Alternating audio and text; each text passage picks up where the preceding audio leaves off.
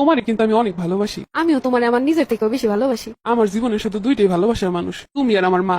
এই শুধু তোমার ভালোবাসার মানুষ না, আমারও ভালোবাসার মানুষ। জানোই তো একটা পুরুষের কাছে তার মা কত গুরুত্বপূর্ণ। জানি, কেন জানবো না, আমার নিজেরও তো মা আছে। তুমি শুধু নিজের মা মনে করে আগলায় রেখো। তারেও শুধু বইলো আমার মেয়ের মতো ভালোবাসতে। জানো আম্মা আমাকে কত কষ্ট করে মানুষ করছে, বা চলে যাওয়ার পরে মা একদম একা, কখনো কষ্ট পাইতে দেই নাই। আম্মা আমাকে সাথেই থাকবো। আমিও এইটাই চাই। অন্য যে ভাই ভাবিরা আছে হেরা অতটা ভালোবাসে না মারে, আমার কাছে যতটা ভালো থাকবো। তাছাড়া আমারও স্বপ্ন সারা জীবন মা আমার কাছে থাকবো। অবশ্যই হ্যাঁ, আমগো লগে থাকবো। হ্যাঁ, আর আমগোর সাথে থাকলে আমার একা লাগবো না। একজন মা সাইরে আসছি, আর একজন মারে পাবো। সত্যি তুমি আমার জীবনের সবকিছু। তুমি চলে আইসো। আম্মা আসেন আসেন, ভিতরে আসেন, আপনার জন্য অপেক্ষা করতেছি। বা তুই কেমন আছো আগে ক। তুমি চলে এসে এখন আমি আরো অনেক ভালো আছি। ভালো লাগে না তোরে ছাড়া কোথাও একটা সেকেন্ড থাকতে পারি না। আমার বাবারে দেখে আমার পরানটা জুড়ে গেছে। মা ভাই ভাবিরা সবাই ভালো আছে? আছে, ভালো আছে। সারাক্ষণ খালি তোমার কথাই কইছি রে বাবা। আম্মা এখন চলেন, ঘরে চলেন, ফ্রেশ হয়ে একটু রেস্ট করবেন। যাবো অনে রাহো, আমার পোলাটারে একটু দেখ গেলে মন মতো।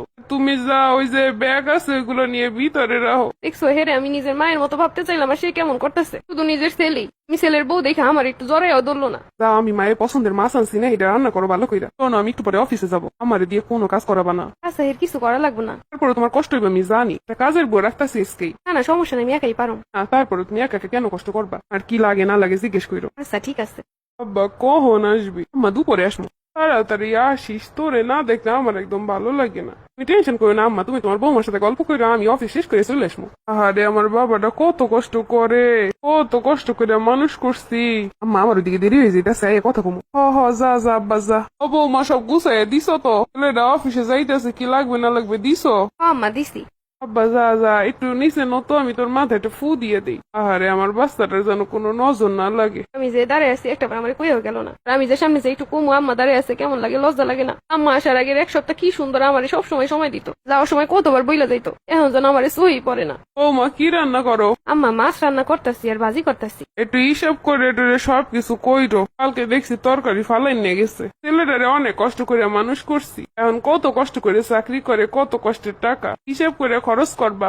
আরে আব্বা কত কষ্ট করে ইনকাম করে রে। কালকে রাতে হেরছিলে খাই নাই, এই লেগেছিল তরকারি, ফ্রিজে রাখছি, কারেন্ট ছিল না, তাই নষ্ট হয়ে গেছে। ভালোভাবে তো বলতে পারতো আমারে, এরকম করে আম্মা কথাগুলো শুনাইলো, ফ্রিজে চইলাইছে। আব্বা তুই আইসিস? আরে আব্বাটার মুখটা কাল শুকায় গেছে। না আমার কিছু না, ওই একটু বাইরে রোদ তো এলিগা। পুরো আমি আর থেকে কি করুম। আব্বা চল চল, ফ্রেশ ট্রেশ হবি, গোসল করবি। মামা চলো। কি করো বইসাছো যে? বসে থাকবো না, কি করবো? কি তোমার কি মন খারাপ? তুমি আবার আমারে দেখতেও পাও? কি রাগ কইরাছো কেন? আচ্ছা, আমার জন্য তোমার কোনো গুরুত্বই নেই, দিন দিন অবহেলা শিকার হইতাছি। এটা কি কি অবহেলা করলাম তোমারে? ও তাই? যাওয়ার সময় একটাবার বইলাও যাও না, আসার পরেও তোমার সাথে কথা হওয়ার কোনো সুযোগ নেই। আসছো প্রায় 1 ঘন্টা হয়ে গেছে, মাত্র রুমে আসছো। আরে বাইরে দিয়ে আসার সাথে সাথে রুমে আসা যায়? আম্মা আছে না? সেইটাই, আম্মা আছে, তাই বলে আমার গুরুত্ব থাকবে না? ওই আসার পর তো একটাবার আমার ডাকও দাও না। তুমি আমার ব্যাপার নিয়ে রাগ করতেছো? তুমি আমার ব্যাপার নিয়ে কেন রাগ করবো? তুমিই তো আমার আর দেখতে পাও না। দেখো তোমার আমি আগেই কইছি, তোমার আর আম্মারে দুজনকে আমি সমান ভালোবাসি। দেখো, ভালোবাসো দুজনকে ঠিক আছে, কিন্তু দুইজনের ভালোবাসা আলাদা, এটাও বুঝতে হবে। কি বলো এইগুলো? আমি তোমার কাছ থেকে এইগুলো কখনোই আশা করি নাই। সেইটাই, তুমি আমার কষ্ট না বুঝে উল্টা আমারই দোষারোপ করতেছো। আর তোমার আর আমার কষ্ট বোঝা লাগবে না, যেদিন হারাই যাবো সেদিন বুঝবা। তো 1.5 মাস হইলো, এখনই আমার বউ সহ্য করতে পারতেছে না আমারে। আর ঠিকই কইছে বাবা, বিয়ের পরে আলাদা হয়ে যাবি না তো? তোরে স্যার আমি বাসুম কেমনে? এখন হিংসা করতেছে, কি যে করবো কিছুই বুঝতেছি না। আর দিয়ে আসলে মার সাথে একটু কথা না বললে মা তো কষ্ট পাইবো। বিয়ের আগের মতো যাওয়ার সময় মারে না বইলে গেলে তো মা কষ্ট পাইবো। তো মনে করবো ছেলে সত্যি মনে হয় বিয়ের পরে চেঞ্জ হয়ে গেছে। ও মা ভালো আছো? ভালো আছি, তোরা কেমন আছো? কি করো?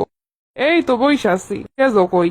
ও একটু অফিসে গেছে। হ্যাঁ তো আমারে ছাড়া কিছু বোঝে না, আগেও যেমন আসিল এখনো তেমনই। তা তোমার বৌমা কি তোমার আদর যত্ন করে?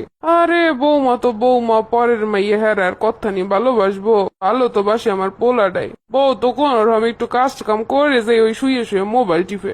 পয়সা যে বাঁধতে পারে আমার পোলাটার, তুমি সে যদি কিছু কও না। কি আর কমু, থাক যা করে করু, দিয়ে আমার দরকার আছে। আচ্ছা মা তাহলে ভালো থাকো। আচ্ছা ঠিক আছে, ভালো থাক। দেখছো আমার নামে কত কি কইলো, এগুলো কোনো কথা? আমি নাকি কিছু করি না, তাহলে কি খায় এরা? করে সব কাজ কাম করি একা, তারপরে কিসব কথা শোনায়। এইগুলো বইলাম মনে আমার জামাইরও কান্ডা ভাঙায়। চাইছিলাম শাশুড়ির মায়ের মতো করে ভাববো, কিন্তু সে দিনের পর দিন আমার পিছনে ষড়যন্ত্র করে। আমি অধিকারটুকু ঠিকঠাক ভাবে পাইতে দেয় না। শাশুড়ির এমন করে কি পায়? বিয়ের পরের ছেলের বিয়ের আগের ছেলের ভিতরে অনেক পার্থক্য থাকবে, কিন্তু সে আগে যেরকম অধিকার দেখাইছে এখনো তো সেরকম অধিকার দেখাইতে পারে না। তারা যখন গল্প করে আমরা 3 জন মিলেও তো করতে পারি, কিন্তু না, আমার কাজে পাঠিয়ে দিব আর তারা গল্প করবো। আমরা মেয়েরা তো আলাদা হইতে চাই না, আমাদের কেন আলাদা করে দেওয়া হয়? আমি আর পারতেছি না।